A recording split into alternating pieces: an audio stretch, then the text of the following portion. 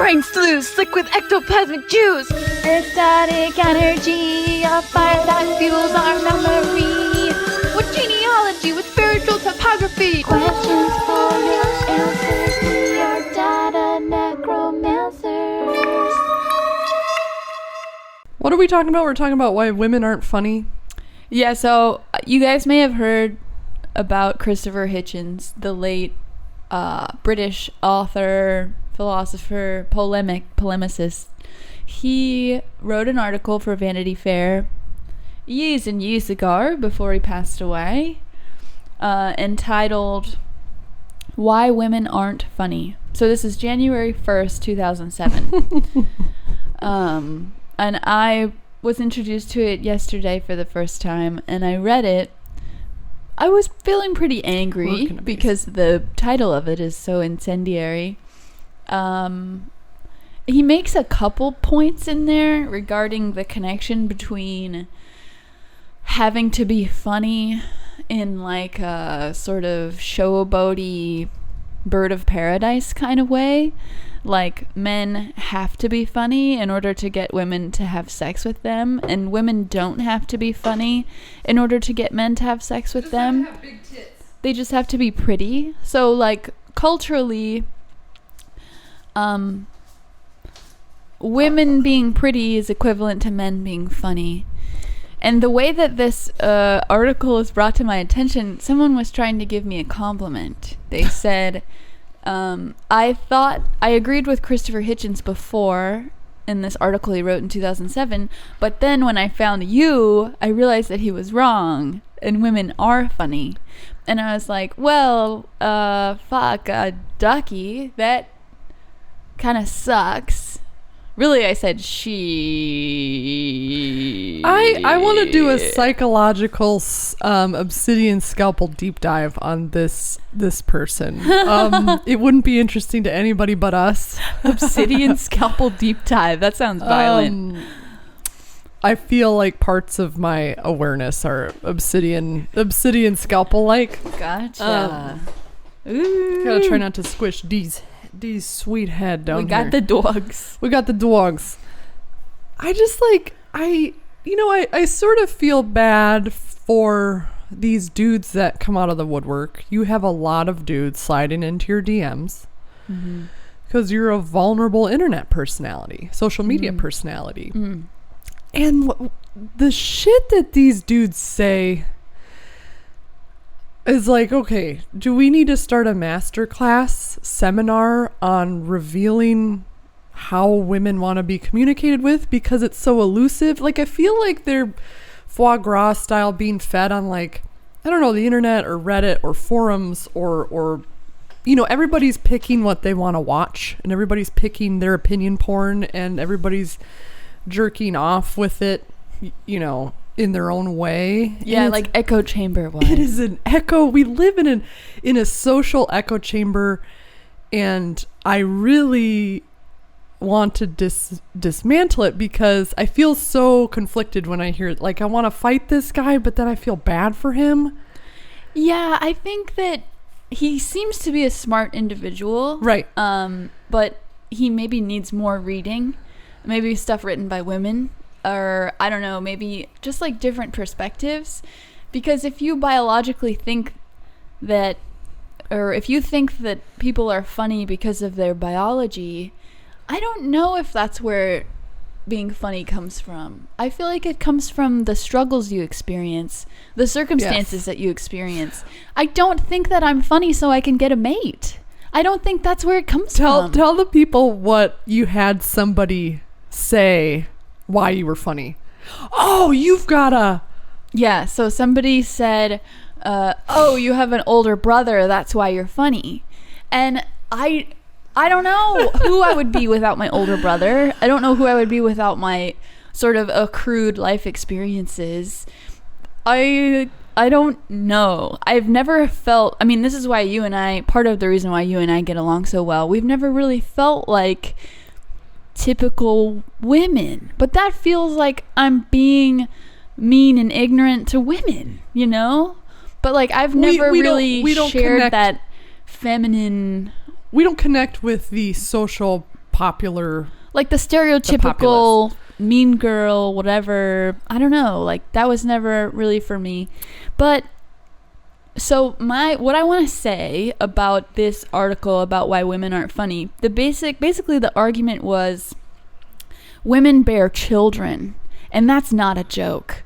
Women have to be severe and serious and calculating because there's nothing funny about, bringing people into this world. Like, dude, they have to take it seriously. See, that sounds like somebody who doesn't have a fucking vagina. For real. Because it's like when you're giving birth, you've got 28 people looking at your hoo-ha. You're shitting on the floor.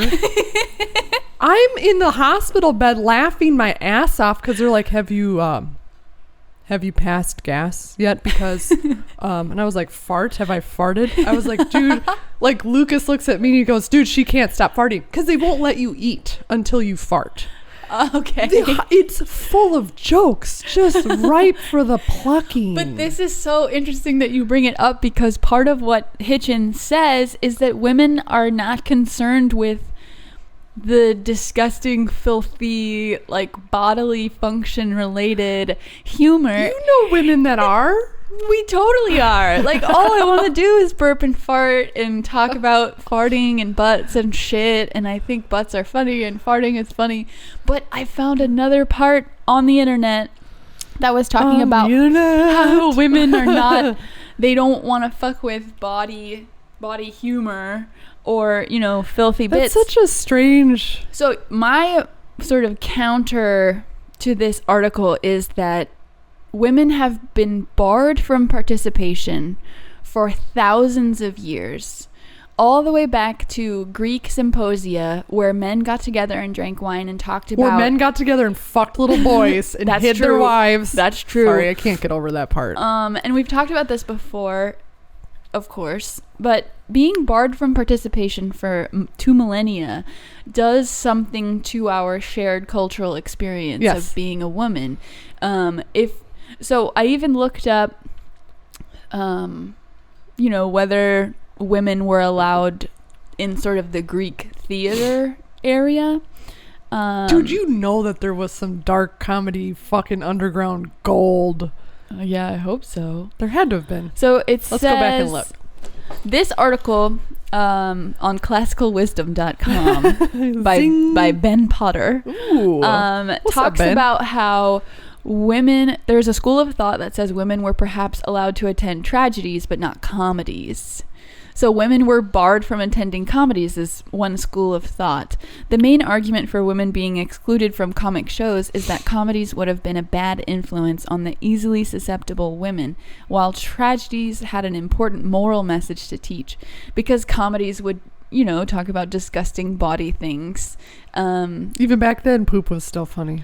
But it says, this, however, does not hold up to closer scrutiny. In Aristophanes' comedies, the women behave no worse and usually better than the men, whilst in tragedies such as Medea, we see a woman kill her babies. Additionally, in Agamemnon, we see a woman kill her husband, and in Electra, we see a woman kill her mother and display incestuous feelings towards her father.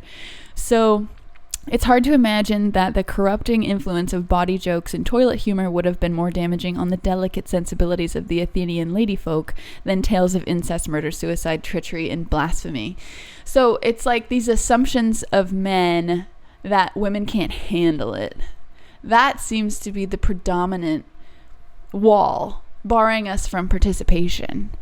Because like we talked about before, in the Greek symposia, women were performers. Like, they were serving food, and they were playing instruments, and they were dancing, and high-class prostitutes were in attendance. But women were kept illiterate, they were kept domestic, and they were kept private. Like, women, all the way up to the 16th and 17th century in coffee houses in England, women weren't allowed to go into coffee houses. Because they were talking about politics, they were talking about philosophy, they were talking about medicine and science. Dude, and then Whoopi Goldberg came along. Dude, reading about Whoopi Goldberg's she became like the richest. She's got like 7 or 8 mansions or something. It's like ridiculous. She became and she worked her ass off to get there, and she was so fucking funny. Just like one of those, is maverick an appropriate term? Yeah, like a renegade kind of thing, or a rogue. Just like, yeah, the shit that she did to get in where she could get in, and how funny, and just like the way she could impersonate people too, and just like it takes someone like that to just like, you know, TNT Looney Tunes style bomb whatever was happening. And I think that was the late 70s. I've been meaning, you know, Dasco brings up that women have been a part of modern Western humor for a century, and they were the front and center in vaudeville. There's a show I think that I'm always seeing that's about that whole struggle. Welcome to the part of the podcast where Whitney can't remember what she was gonna say. Welcome. Yeah, but sure, there's those few that are rising the up. Exceptions to when the rule. When was that Vanity Fair article written? Because I feel like January 1st, 2007. Okay, a lot. I feel like, and I think he passed away in 2012. I feel like in the past 10 years, my whole feed is women comics. Well, yeah, because but it took that. That's what we're doing, you know. We're breaking it down. Sure, we're but maybe building it back better, you know. Like we're allowing people to actually be themselves instead of our expectations being limited by traditional gender stereotypes. We're like, oh, you want to fucking ride motorcycles and have a baby? Oh, you want to fucking talk about fart jokes and also be super hot? Like, let's fucking go. You can do whatever you want. It's 2023. I can't tell you how many dates I went on and I'd tell a joke. And it's like people start buffering, like rainbow ball buffering, because they can't comprehend what happened. And you're like, it was a joke. I was being funny. You know, but this happened at Yami Noob a lot. They thought I was being serious. No. The lens goes on the camera. And I'm like, I remember talking to certain people being like, do you really think that I was being fucking serious, dude? It was a fucking joke. They're not used to it, I guess. No, they're not used to, or they're used to women playing dumb with certain shit or something. And I'm like, give that to me. This is how it works, you idiot. You know, it's like... that goes back to the whole, like, believe women, trust women. Like, that kind of thing. I don't know. It's also twisted and tangled up and interesting to look at. Like, I'm not angry. I think we all have a lot to learn about each other. But we have to kind of keep an open mind about it. Like, I don't know. It's the fact that men have traditionally considered their realm of like disgustingness and like filth as being theirs, and they have to guard it from women entering. It's like, no, everybody poops. Everybody poops. And I guess there's this like pervasive image of women. They have to be clean and pretty and presentable, and they can't wallow in filth. Like, fuck that. No, I'm a human being. I bleed and I cry and I poop and I pee and I fart. You can't take that from me. That's the full roundness of my humanity. This was mentioned in the article. Nick says, not to be one to pump up his own people, but modern comedy has grown out of a largely American Jewish culture, and it's one that has been driven by women nearly as much as men. The article actually addresses how Jewish humor... Yeah, he says something really offensive. He says... Here, let me find it so I can quote it directly. This is not to say that women are humorless or cannot make great wits and comedians. Wit, after all, is the unfailing symptom of intelligence. Men will laugh at almost anything, often precisely because it is, or they are, extremely stupid. Women aren't like that. Let's see. There are more terrible female comedians than there are terrible male comedians, but there are some impressive ladies out there. Most of them, though, when you come to review the situation, are hefty, or dykey, or Jewish, or some combo of the three. In 2007, you could get away with saying that. But his whole approach is to be like, Right. to piss people off.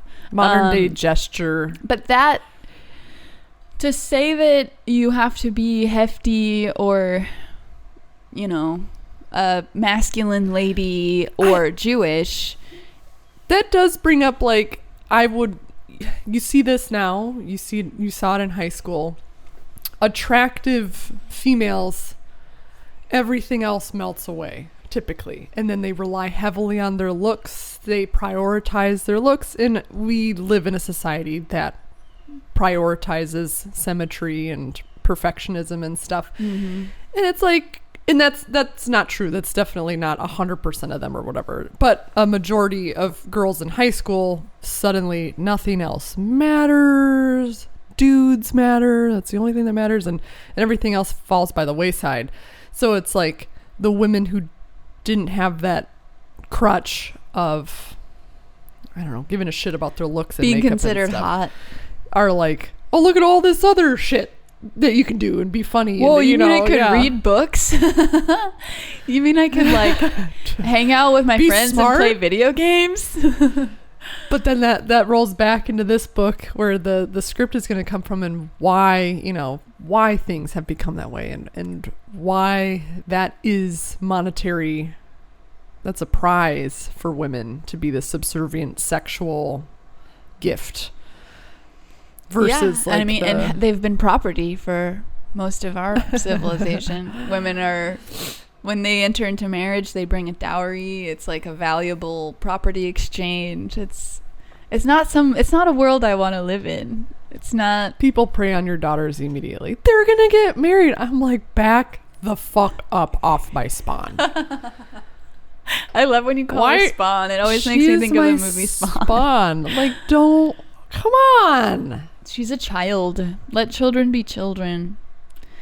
No, we must squash them in their... She's a little bride. Oh. No, dude, she's a fucking astronaut. Back off. Not that you can't be both. I want to get married in space. Yes. An intergalactic wedding. That'd be hilarious. You like pop the champagne cork and then fly off into nothingness, and you never stop flying. It's like, It's how you die. You just go in like Sandra Bullock in that one movie. Full Metal Corgi, how much do you think it would cost in American dollars to have an intergalactic space wedding with maybe 20 people? Let's say it's a $20 billion. small intimate group of.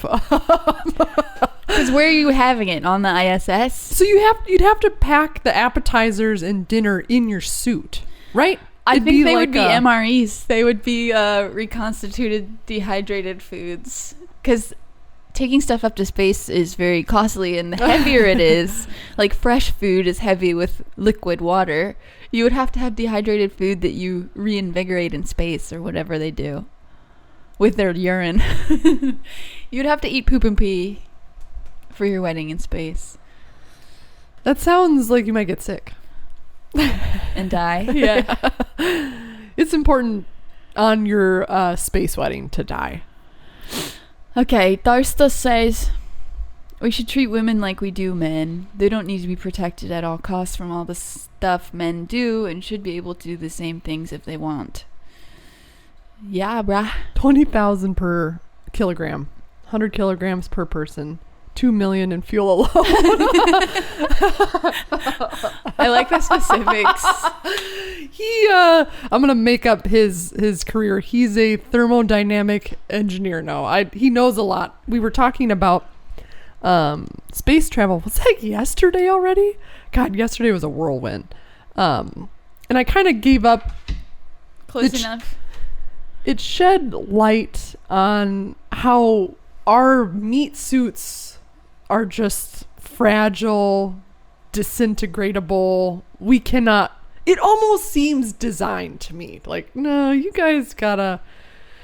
Designed to be limited? Yeah, like, you guys, you can't go that fast. You'll explode. Like, just by the nature of of existing. And it's wild to think of like the separation between the consciousness and the actual body, because if you Yes. don't pay attention to what your body is feeling or saying or doing, you will fucking crash and explode.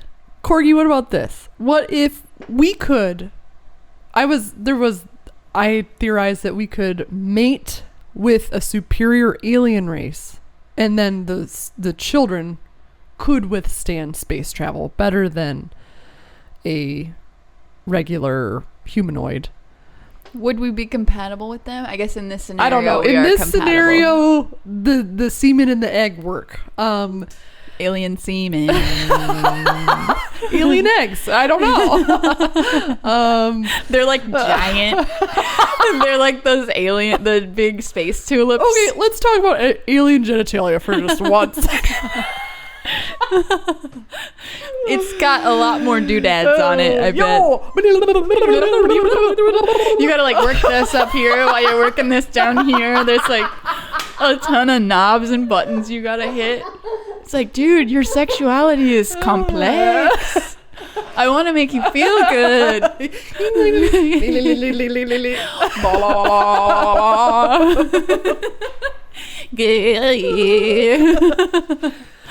You gotta yodel into the cloaca. You have to reach a specific pitch in order to make them orgasm. Let's fucking go. I'm trying really hard to keep it tame and keep it together. Why? Did children watch us? No, I don't know. I was just like, there was so many directions. I felt a little stitch of my sanity kind of pop. In a good way.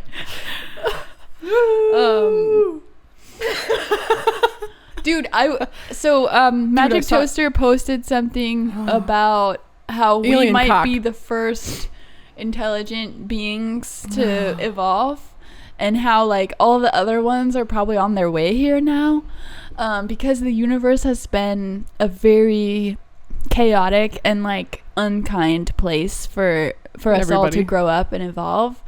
And I think the main gist of it was it takes a long time to evolve to the level of intelligence required to master interstellar space travel, but that our location, our sun, our planet, our abundance of water, all of our variables, Luxuries, yeah. all of our luxuries have enabled us to reach this level of intelligence and awareness, but that in like outer space it's much less likely. So I don't know, I'm kind of excited about who's on their way or what It's they're your doing. husband. Or I can hear him now. He's on a spaceship full of crepes and French fries. wait, but are aliens polyamorous? Because I don't do that. I don't know. Maybe not. What if they're I'm sure there's a species out there that is religiously monogamous. Mahoganous. Mahogany. Mahoganous. The monogamous mahoganyous.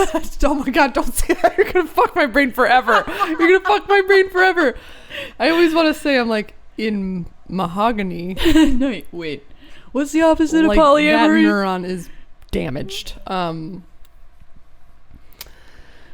Yeah, what do you guys think? Are aliens polyamorous or what?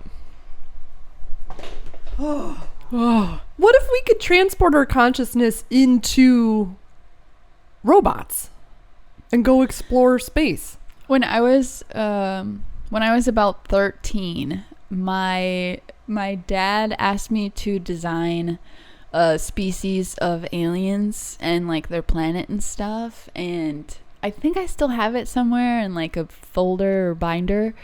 So at that point, like, he sparked my imagination as far as like sci-fi and what could be possible. And at that time, I determined that I must live to the age of 112, which would be to the year 2100, because I figured by 2100 we will have developed the technology required to transfer ourselves into sort of an immortal kind of robot body. Because that's always been my goal For some reason, I wanted to live forever when I was 13. Yeah, maybe we could all jump in the AI cloud bardo and just scream for infinity. What would be the purpose of that? Just to say, I feel like so much of humanity is just to say that we're just going to do it just because to see if we can, right? Yeah. Look, we can store all these people in the cloud. Do we still get to experience feelings and pleasure and pain and laughter? I bet you can think things are funny and thoughts, pleasurable thoughts. And Does your ego break down? hopefully. Is life still a pleasure to experience without an ego? Yes. I believe they call that bliss. But if there's no one experiencing the bliss, then what is it? I think you are more than your ego. What is it? What's what? It's More than my ego. My karmic energy flow. Yeah, the all-knowing Megan. Okay, what's going on here?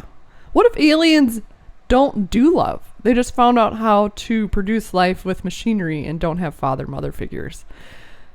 I feel like love is more than just producing children. I think it's great to be in love to produce children, but I think you can be in love without producing children. In my whenever I go down the alien life form rabbit hole, I always feel like if they showed up, it would show up as an emotion to fuck with us. Like, oh man, we're all experiencing this rage, or we're all suddenly more violent. Like, I don't always think lizard body or all the things that we attribute life to be. They could come down here in other ways. But also, what if they come down here and they're like, okay, look, guys, they love being looked in the eye and told that they're special, and they just love pleasure and food, and then they're like, okay, let's go rock this fucking planet. but to them, it's not important, but they do it to, like, control us, you know? For sure. And then we're all like, sign me up. They would Absolutely. an intelligent beings would be able to determine like what our triggers are, I guess. Like what we want, what we're concerned about. I feel like they would just be like, we brought you some gifts. Here's and an it's, ice cream cake. headphones and like a yo-yo and like a puppet. a We're like, dog in a box, "Ooh." and like they wrapped it up with paper and a bow, and they're like, we have gifts for you, and then we just like march onto their craft and get turned into chili, and then they Just eat us with immediate cornbread. spam. Like, these guys are really tasty. They're super tasty and super susceptible to ego stroking. Long pig. Full Metal says, imagine being stuck on a thumb drive and just coasting through the universe until the last black hole die. It'd be torture. Yeah, there was also a cool video about the future of the universe on the Discord. Would it be torture? You would be alone. Would you care if it's just your mind? Maybe. What would you think if you were in vast black nothingness for, like, I can't even think of the number Could you of years. The number I can't even fathom. Right, the scale is insane. I'm just trying to think if that would be torture. Like, because I'm a spiritual hoobaloob. But I'm like, you know, monks and Buddhists and nuns are chasing to turn off their mind. And They want to achieve- experience oneness, right? Yes. So I wonder if you could meditate as a hard drive in space. That's where I'm at right now, ladies and gentlemen. I don't know. I think I need a... We're polling the audience. We're polling the Can audience. you allow us to poll you? Can you meditate if all of your thoughts and experiences and consciousness is loaded onto a thumb drive and you're floating through space? Can you meditate towards a state of eternal bliss? Because I feel like you'd get tired of panicking or pain or torture. I don't know. But I guess it also depends on like what frequency you're vibrating on. Like if you're a panic scared person and you feel like you've lost control, maybe you'll panic for eternity. But I feel like you would get tired of that. I think you would get tired of panicking and realize that this is what it is now, and maybe make peace with it. Maybe if we launch your brain's hard drive into a black hole, you would achieve enlightenment. Well, when you enter into the event horizon of the black hole, your experience of time stops. Full Metal Corgi says, I'd delete myself. That sounds like enlightenment. Right. Extinguish. That's what nirvana means. You yes. extinguish your flame. Right.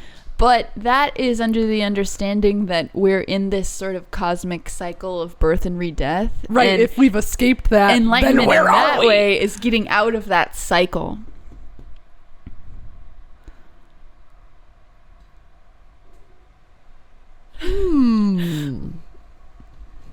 I don't know what ultimate bliss is like. But I think like the grasping of ultimate bliss is just another form of suffering. Okay, we're getting a lot of feedback. So I like this because I'm feeling stumped, and I don't often feel stumped. So this is fun. Mm-hmm. Ant Farm Pro says, how would you even know you're on a flash drive floating through space when you need a system to tell you what's going on around you? I think the way that I envision it in this unlikely Theoretical. scenario, theoretical scenario where we're in a bean, we're in a silver bean, much like the necklace that you have, with no doors or no windows, and it's fuel isn't an issue, and it's capable of going light speed, and we're plugging in our consciousness. I feel like whatever system you're integrating with allows, like in a lot of sci-fi, the spaceship is your friend, like Hal.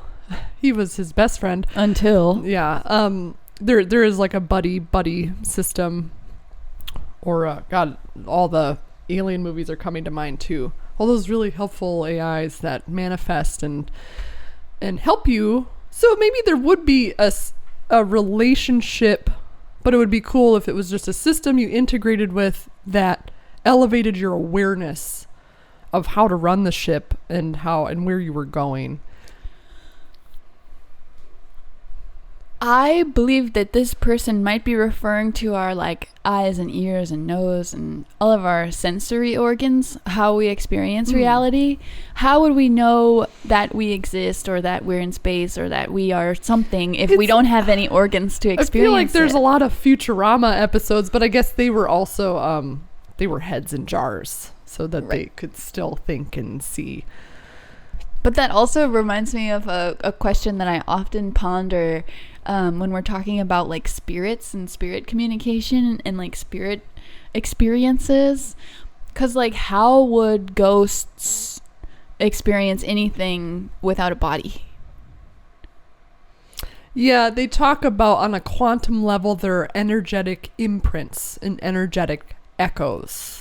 So maybe that is how the thumb drive existence would be. I do think that there I wish I knew more about.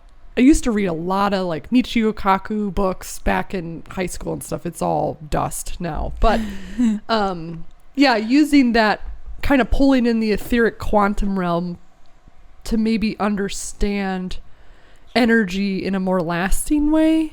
Because I do feel like it's totally untapped. Like I do still feel really limited. I do think all of that will change, and I talk about that because we're flesh bots. Because we're flesh bots, and we're limited, but we're also really smart at the same time, and we're trying and we're pushing further than we've ever pushed, and it's accumulative. So how much data and technology and instruments do we have to accumulate in order to like?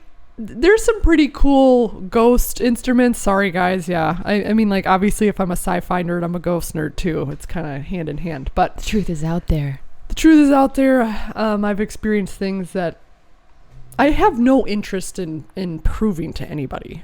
That I don't care. My dick is very small when it comes to that. I'm like, whatever. Happily small, right?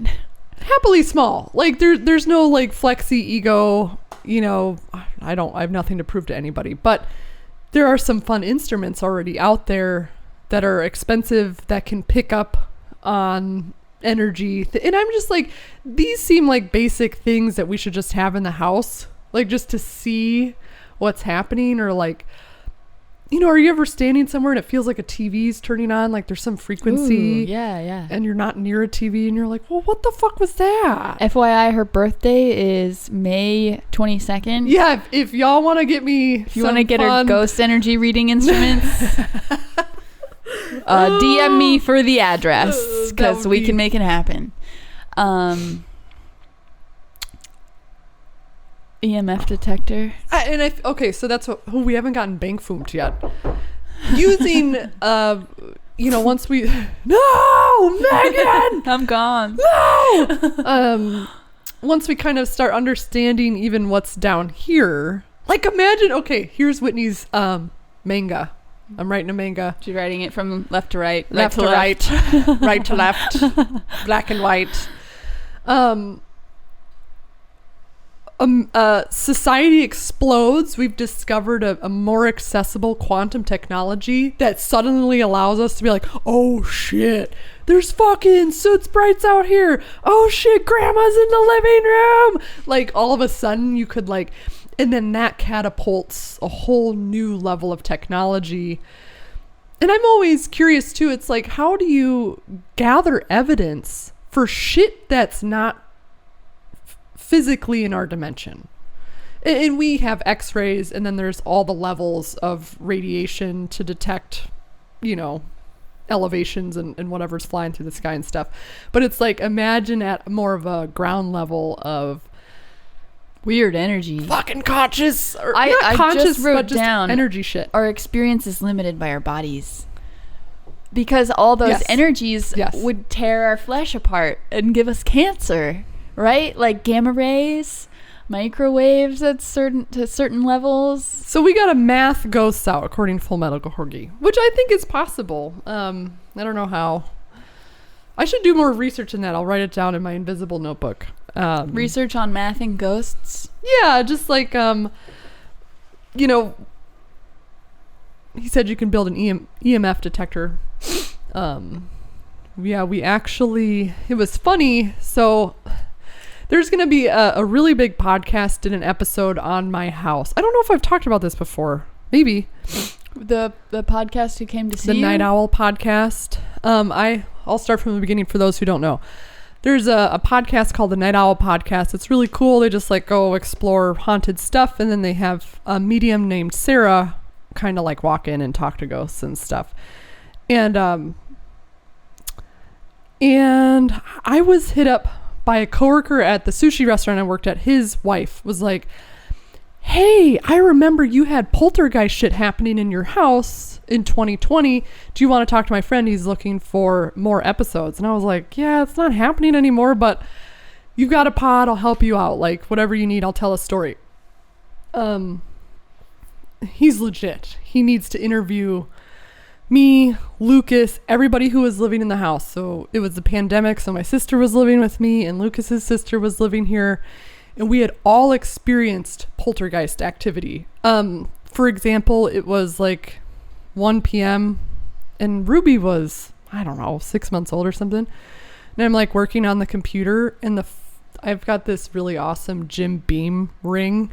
It's on the shelf above me. It flies off, smacks into the wall behind me and falls on the floor.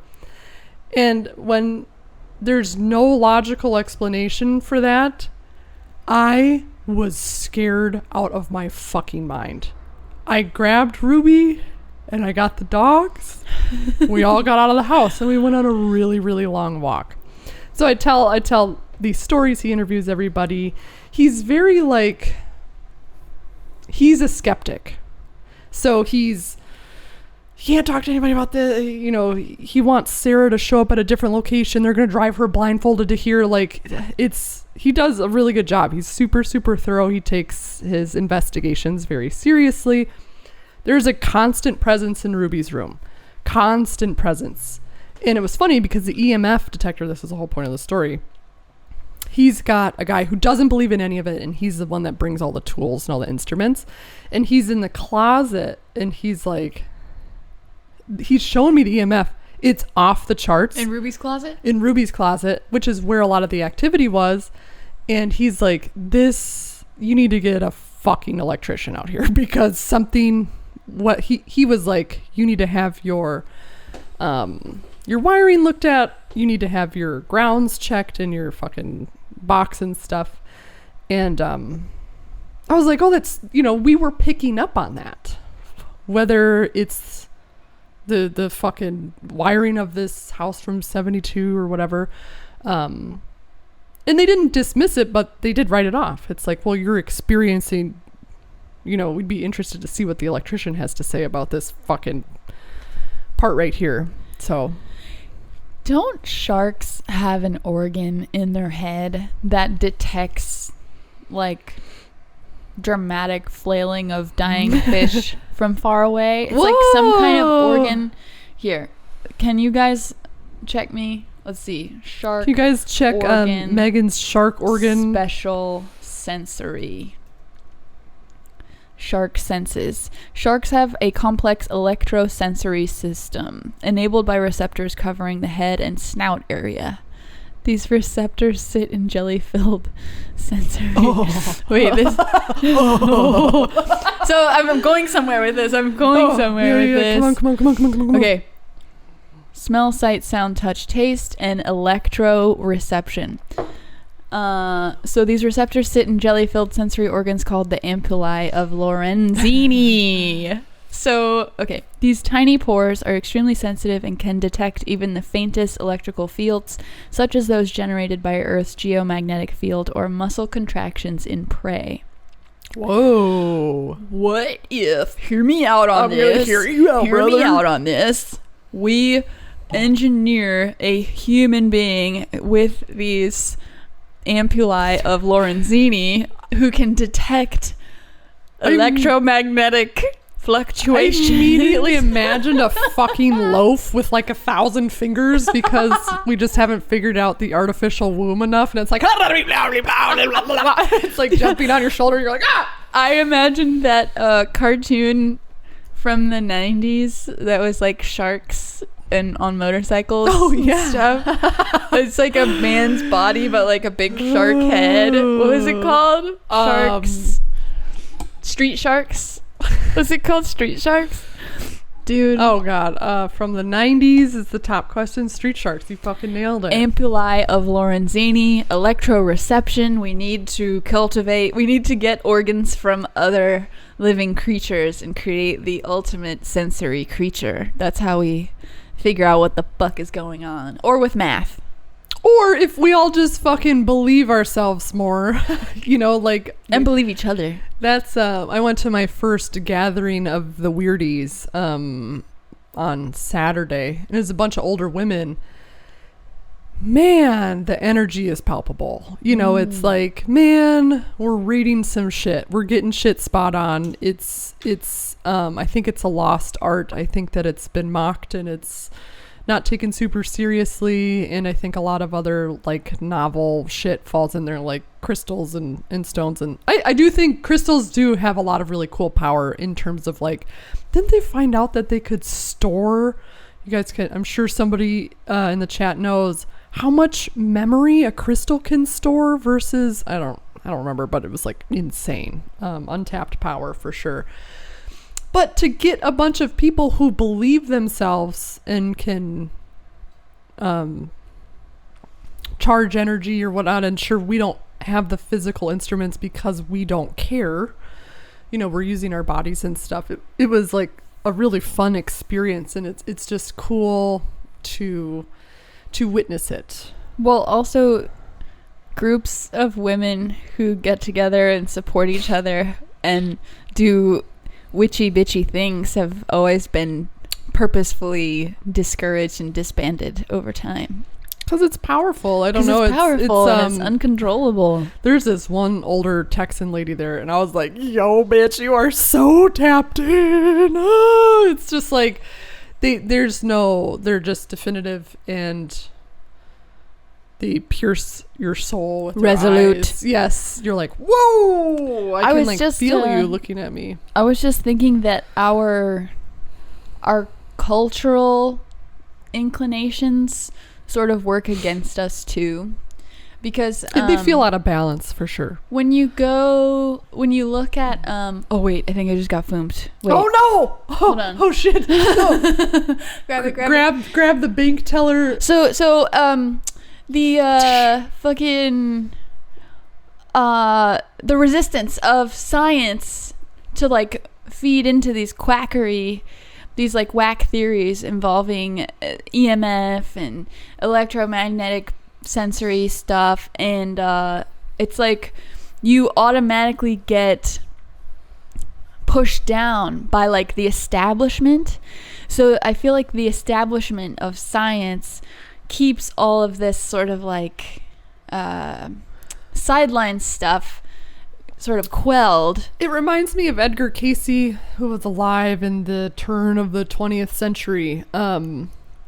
He was being studied heavily by scientists. There are people out there, there are mediums who have been, they went as far as to cut him open while he was in a trance-like state channeling information. Which part of him did they cut I open? think they were removing his fingernails and stuff, and like his hand. They were cutting open his hand and stuff, and he didn't flinch at all. And he had, low IQ. He had never even been to school, and he was performing insane.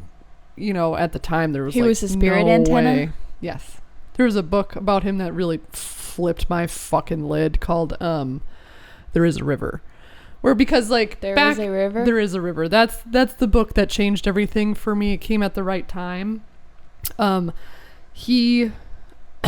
It was, it's like 19, I don't even know what fucking year it was. 1910, and he's like reciting gigantic chapters of the Bible. He doesn't know how to read, and it's word for word. He's getting crowds because people are like, how the fuck are you doing this?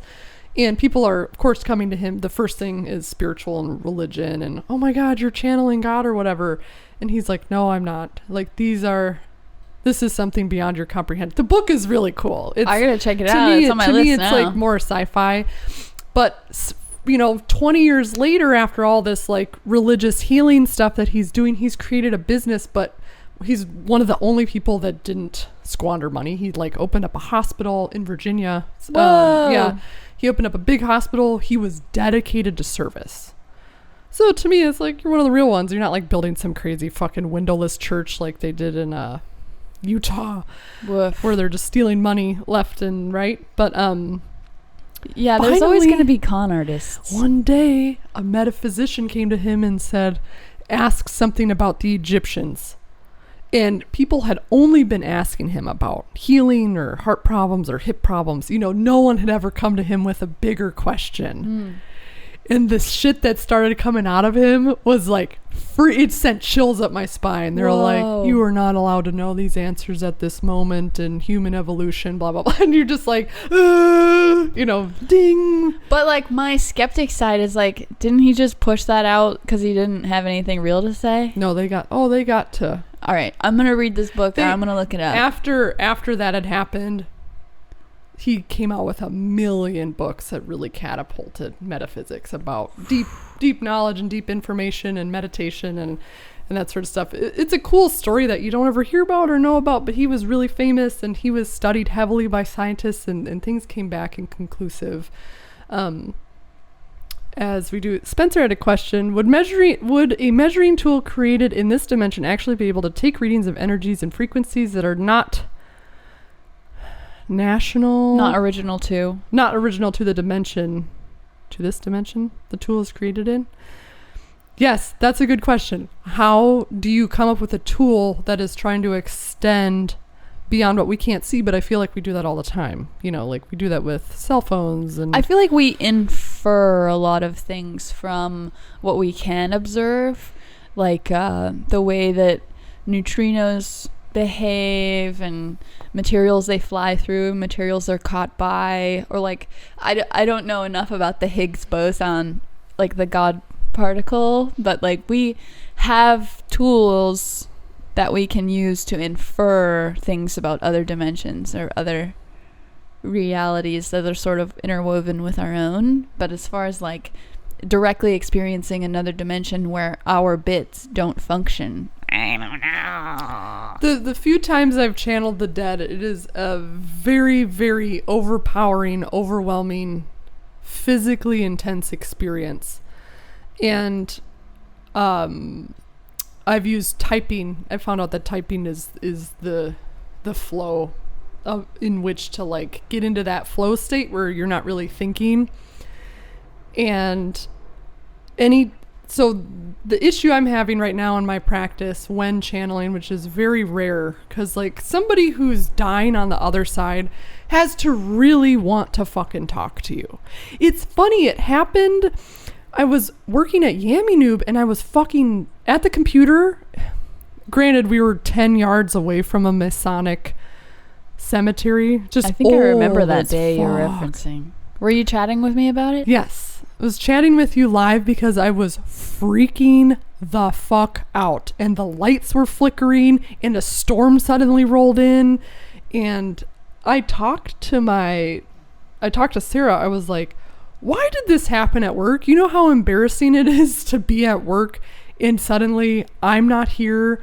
My skin is getting flush. I can't talk. Like, and she said, what were you doing when this happened? And I said, well, I was editing the fucking 98th video that week. And she said, okay, so when you're editing, you're kind of going into this consciousness where you're just not thinking, which is very true. Yummy New videos were just like farting out butter. It was just like so dumb. So if I'm, you guys ever fart out butter? Fart out onto some toast. Sorry, go ahead. I got toast right here. You want to fart it out? So I'm sitting there in my office next to a cemetery and just like foomp, like, and I'm like getting hot and I'm freaking out and I'm texting you and I don't know what to do. And Eric's like, where's the video? I'm like, hey, and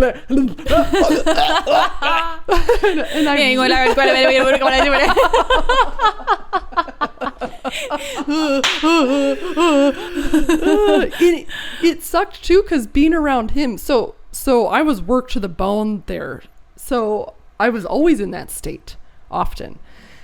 He'd come in and I never wanted to do it. These are some secrets. This is some shit I never wanted to tell anybody, but I'll say it out loud because it's the pod. It's the therapy of the week.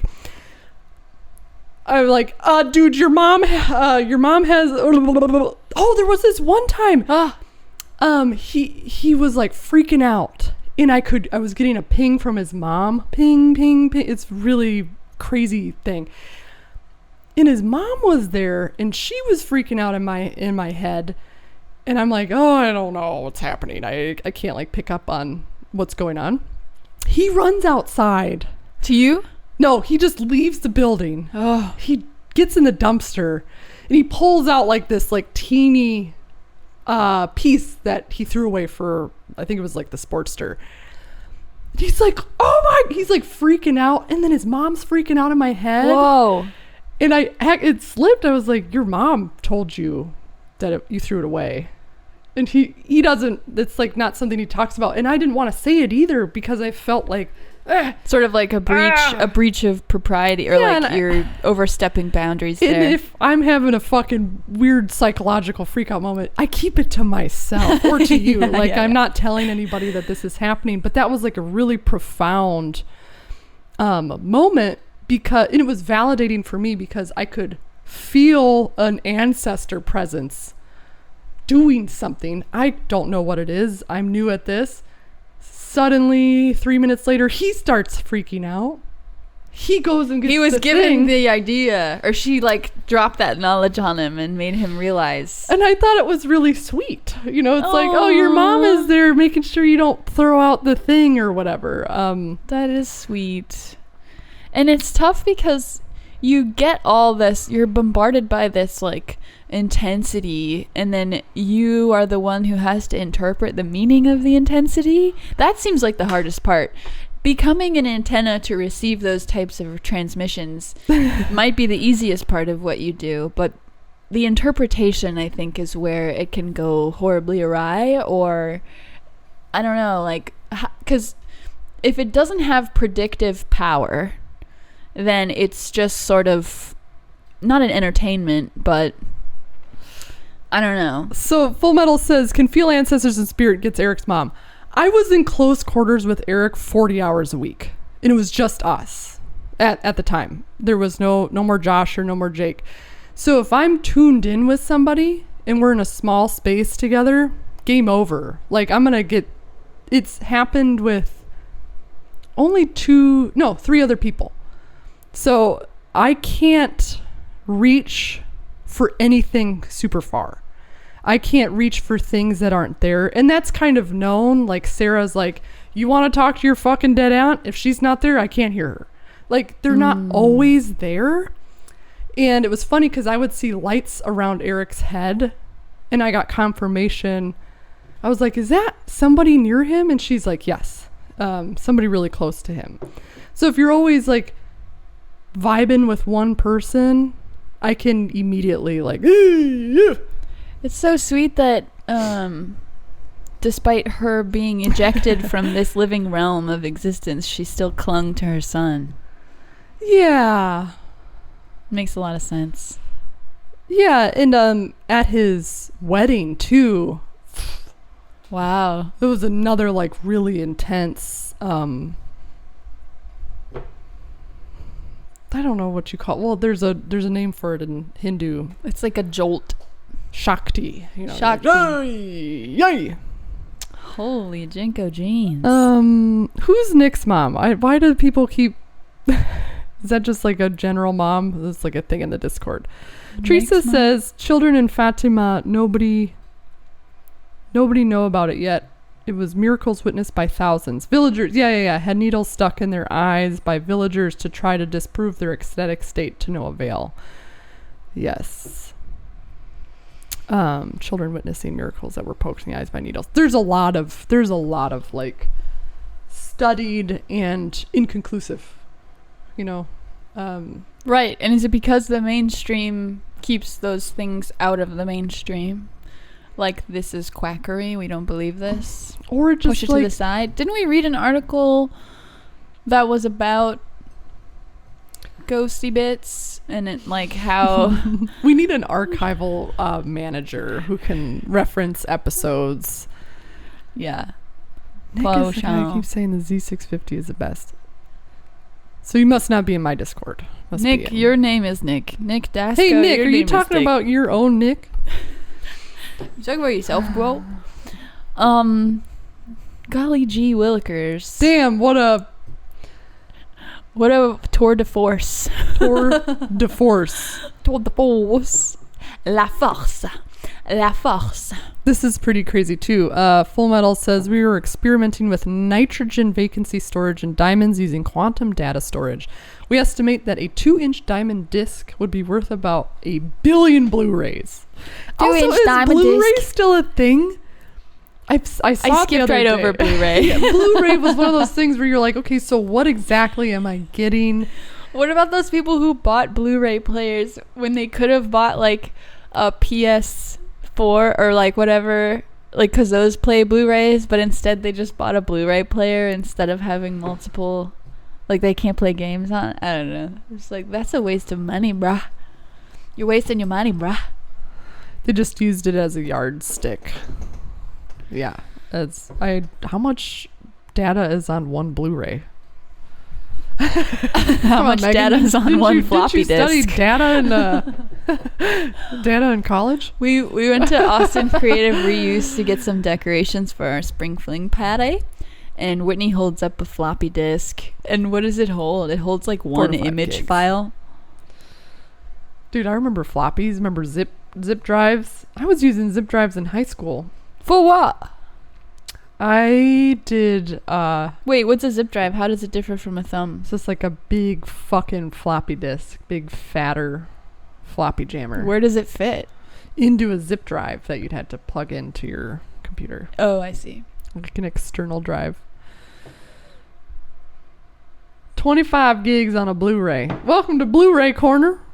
Welcome to Radio Shack. We rate your Blu-rays. Here what at Radio Blu-rays Shack. you got in your collection, in your condition of your collection. How much bytes did you want to store? We got all the little storage of bytes.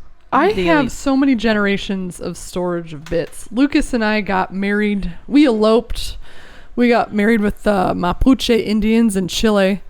What a fucking ride that was. Bless me. I have no evidence but on a thumb drive. Where is the thumb drive located? I have it, but it's funny. It was like back then in the year 2000 when we got when did we get married? I don't remember. You don't remember the year? No, God no. It must have been 2014, 2015. Anyways, you can find us dressed up I as think Mapuche that Indians. You should have another wedding, and this time don't elope, but at the 10-year mark, have another wedding, and me and Aaron will do all the food. We'll just have a big party. I think about how much do people spend on weddings? I don't know. 20 grand, 50 grand. Oh my god, I could cry. 40 grand on a wedding. Fucking. How much does it cost to have what's his face from Pearl Jam come to your wedding? Eddie Vedder. How much? Like I'd blow a quarter of it on that. Mr. Vedder, what are your in-person cameo costs? I'd get a don't call me daughter. Not fit to be. Oh my god, I'd have deep fried deviled eggs. It would be I made those for that brunch thing, didn't I? Remember You deep fried deviled eggs? I did chicken fried. Shut the fuck medium up. boiled eggs. I didn't take the yolk out and do the filling. Okay. But I fried. It was like a Scotch egg, but without the sausage. Google says he costs $750,000. Wait. No. For a wedding? For Eddie Vedder? For real? No way. For his appearance at your wedding? No way. I mean, he's a famous dude. His time is precious. Come on, man. Megan not having wedding, Magic Toaster. Megan Dude, not having wedding. Megan and I are getting married. We're gonna get married, but that won't mean I'm married to Lucas. Just Whitney. Me. I swing the dick in this family. That's right. God, I was just about to say shumping. Oh, about Eddie Vedder? No, not about Eddie Vedder, but about like I have these moments where I'll envision something, a food item, and I want to tell Megan about it because she makes all my desires become reality. Fucking cheese. Whoa, no. Pickle. Yeah. Dill pickle. Wrapped in smash burger. Dill pickle wrapped in smash burger. Yeah. Wrapped in American cheese of some sort. Okay. Whether it's okay. easy cheese. Not Velveeta because that's flavorless. And is it like on a corn dog? Yeah, and then breaded like a corn dog. So it's like it's a burger. No, I want the core to be a pickle. Yeah. I want the core to be a pickle. Instead of a hot dog, it's a pickle. It's a pickle. And then you meat it up. Yeah. And then maybe sear it. And then dip it in cheese sauce. And then dip it in breading and fry it. We could totally do that. Deep fried, yes. Deep fried. Slathered in mustard. Would you use mustard? Mustard, yeah. What's the breading? Like panko? Or like hamburger buns that have been blended? That's so hard because I'm flipping between. I'm like, man, if you chicken fry that shit's gonna be delicious. Chicken fried would be dope. But it feels like a hamburger on a stick. So I feel like hamburger bun would be welcome. What does the chat think? You've got a pickle burger American cheese. Do you want it wrapped like a corn dog, like white bread, like a bun, or do you want it like chicken fried? Or would you make a dough that you encase it in? Like a raw dough. Like a pastry dough or like what kind of dough? No, like a burger bun dough, like an uncooked burger bun. You know what also sounds good is like a mustard aioli, like a dill pickle mustard aioli. Yeah, that sounds fire. Oh man, there was this really good horseradish Sounds like a dill kolache. creme fraiche sauce. Yes, but kolaches, no matter where I go, are sort of sweet and they're like croissants. So I need the pickle aspect to be. The pickle is really key to this. The meat is just. It's I feel just a like you small could layer. mess up that meat layer. You could though. easily It could be mess up really that bad layer. because how do you pack it around a pickle if it's already cooked, and how do you cook it right if it's packed around a pickle? Because I like a burger that has a little bit of Pink. moo left in it. Yes. If your burger is not pink, something wrong.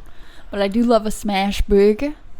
Well, But if you smash it hard, So maybe you smash it on the flat top, get it nice and crispy, wrap it around. No, but then you'd have to use toothpicks to hook it up. you would also, like that batter would have to fry really quickly in order to not keep cooking the burger. I'm envisioning like you would like take a measurement with parchment paper around the pickle, and then you'd have like a giant patty of raw hamburger, and then you put the parchment paper down, cut out your perfect meat encasement, sear it off on both sides, and then wrap it around the pickle. Okay, so sear it.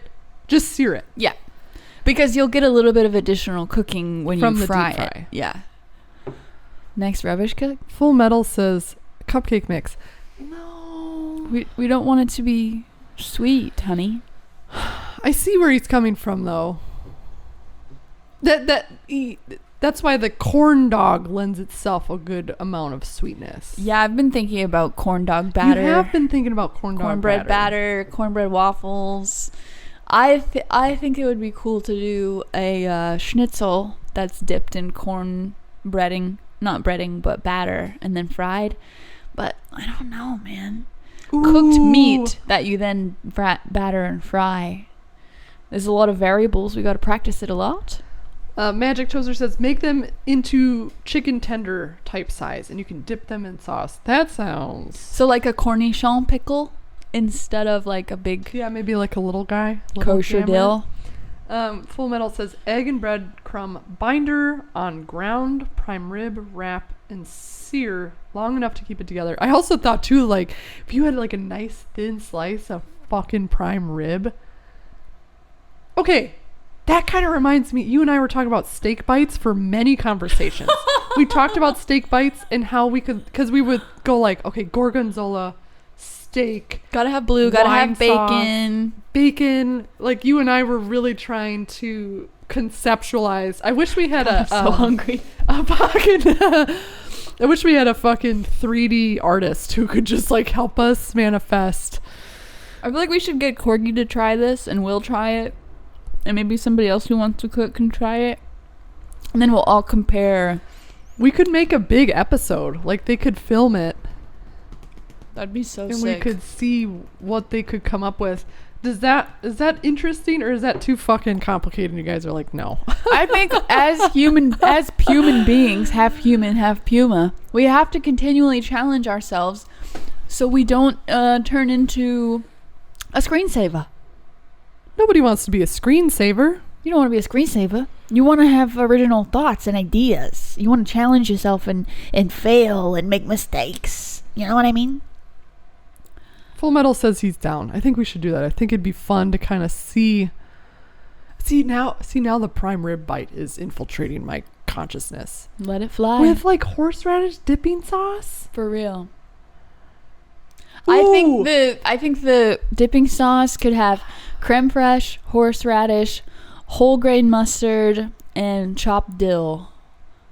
This is similar to a sauce that we made at Salty Sow.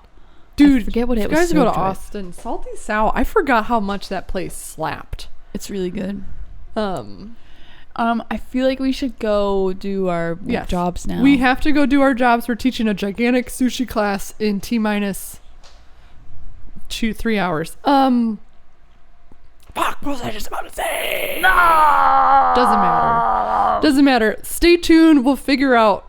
Do you want to do the burger thing? Do you want to try to figure it out? Yes, absolutely. We've got everything. Do you want to do it on Thursday? Yeah, let's fucking do it on Thursday. What do you mean, boo? What do you mean, boo? Man, you can't boo this shit. Boo, because we got to go teach a class. We can't let Aaron do all the prep on his own. You know he's going to try. Even though he's a fucking prep machine. I know. Aaron is a prep machine. Although yesterday he was disembodied. He wasn't in his body. I wonder. The taco class as a menu is like something that he has not done very many times. Like, he knows how to cook all the food, but when you teach a class many, many, many times, you pretty much just like load your consciousness into a script. Baked potato. And then that it just sort of plays itself. Okay. But when you have something that you haven't taught very many times, you're like, okay, I know that I want to show them this, but what are all the important things to hit, like note-wise? And then you end up saying more than you really mean to, and then you're like, why did I say that? And it's like, I know, after he showed them all the knife cuts, he came over and he was like, I know I probably sounded like insane when I was talking about all those different cuts. Aaron is a chemistry, a bio, or a chemical engineer. So the way he talked yesterday, I should have fucking filmed it because it was so brilliant. The way he starts describing how you're supposed to dice an onion, he became the scientist. Oh, and yeah. Everybody, like, shock and awe and dismay waved throughout the room. Like, did he just say radially designed? Or Radially symmetrical. yeah. Like, it is radially symmetrical, so if you cut it... I'm sorry. You're listening to a fucking god right now, and he's about to blow your fucking mind with how you dice a goddamn onion. So shut the fuck up. Like, every class we teach, the huge main takeaway is how to chop an onion. We pride ourselves. We should pay gate It's so that. fun to like elucidate on this totally benign thing that people do all the time, and it's like, hey, try it like this. You'll hate your life a lot less. I don't understand when people, one last thing, when people go to make the cocktail. I've done the demo, and they grab everything upside down. They, like, everybody yesterday kept holding the jigger to the side to pour in it, and it's all falling out. Like, you have to fill it up to the top. I'm like, okay, so we need to start I think because people are nervous. Right, so everything goes out the window. They've never done this before. Yeah, they don't know anything about it. So logic is gone. I'm like, well, if you're filling something up, you should hold it upright. You shouldn't. It's not like a beer that you're trying to get foam out of. You don't need to meet the pouring with the device it's pouring into. It's getting everywhere. And this woman, she's gone. Like, she's not in her body either. And I'm like, come back. This is liquid. We must pour it into a vessel. And then when we consume it, we will urinate it out. It is very simple. Be like water. Fill the cup. I cup. just want to give you tequila. Think about gravity. Think about how rivers flow. Find the bottom. Pour into the bottom. Ant Farm Pro wants to know, where can we take these classes? Let's fucking go. Aaron, Megan, and I own a cooking school. It's Aaron's old house. It's in North Austin. It's off of 51st and Berkman. You can go to our website at letseataustin.com. Check it out. We just got a huge spread in a magazine. Did you read it? Yeah, it was sweet. There was no cocktail pictures, which I was kind of pissed about. Yeah, I was bummed about that. I can't believe that he's a French guy. He had 1,000 cameras with him. And I was like, those are the fucking pictures you're taking? Oh, bitch, move over. For real. Move over. Spencer has taken, which class did he take? Brunch? Did you take risotto or brunch? I forget. I know it was two of y'all. I hate to say it, but I think your vegan ramen class is one of my fucking favorites. It's super fun and because delicious. The broth and the product was so fucking good. Aw. I've had a lot of ramen too. Thank you. It was super, super tasty. Risotto! Yeah, I showed him how to make kale Caesar, sourdough crouton. Magic Toaster, I want to sign up for deep fried pickle class. Get your ass down here, Toasty. Aaron and Megan are going to be gone in July. Correct. And so I'm like, oh, I've got this whole cooking school to myself. We're going to make fucking Crunchwrap Supremes. Yeah! Because I want to do the dumb shit where I don't know. I seriously hope you do. I don't know what I'm doing, but I like to make Crunchwrap Supremes at home. Joshua Wiseman, I just copied his recipe. I I fangled some of it, and it is so good. Her I've Crunchwrap actually slap. during the pandemic. I'm like, babe, come pick up your order. It's fucking ready. What sucks about that is the iceberg. Whatever iceberg Taco Bell has can withstand nuclear radiation. It's Gemma. Mine cannot, and it gets really gross. I don't know if that should be something you can cram in there. I wonder if you could do cabbage instead, because it's sort of heartier. I don't like cabbage. Heard. It's if it's What grilled, about Savoy cabbage? That has like a gentler crisp, like more akin to iceberg, because like regular green and red cabbage is very thick. it's just like hard for flavor to stick to them too. It's like you could still dress it, but it's still like for some reason doesn't. Do you like coleslaw? Yeah, I like a 2 tablespoons of it. I love fucking coleslaw on a fried catfish taco. The coleslaw that you make though hits different. I learned that from Salty Sow She too. learned that from Salty Sow because that's a bomb ass restaurant where it's like apple cider vinegar, sugar, mayonnaise. It's It's a delicious dressing. It's called sweet onion dressing, Yes. and that's what we use to dress cabbage and carrots and scallions to make coleslaw. Dude, when people say they don't like to cook, I'm like, do you hate food? It's there for the take, because we had a lot of people last night. They're like, no, I don't really no. eat I'm like, do you not like food? I think that it's how the people were approaching the cocktail stuff. Like, it's completely foreign. It's completely new. It's just so I foreign. think people experience this like fear of the unknown, where they think it's going to be a lot harder than it actually is. You just have to kind of open your mind and be ready to make mistakes and laugh, and also, I don't know, fucking learn something. Know what I'm saying? I love you, baby, and got if the it's quite golden alright, I miss you, baby. We're gonna rubbish. What are we gonna rubbish?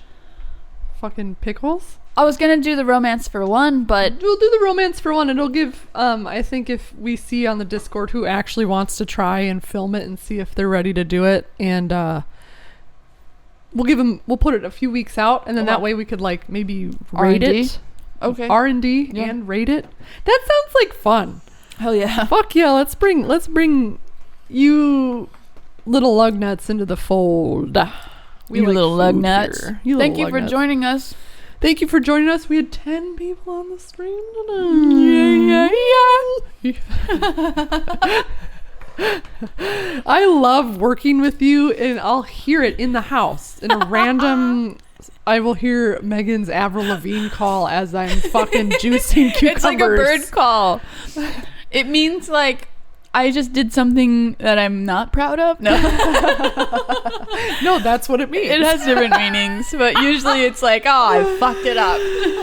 Oh, R.I.P. Avril Lavigne. You know what I'm saying? Oh, shit. She's a conspiracy theorist. She thinks Avril died years Dude, ago. I found that out on my Discord. Somebody said that was their favorite conspiracy theory, and I'm just like, oh my god, you're right. She doesn't look the same, and she just seems like she's totally not there. Lil' Kim doesn't look the same, but I think it's still her.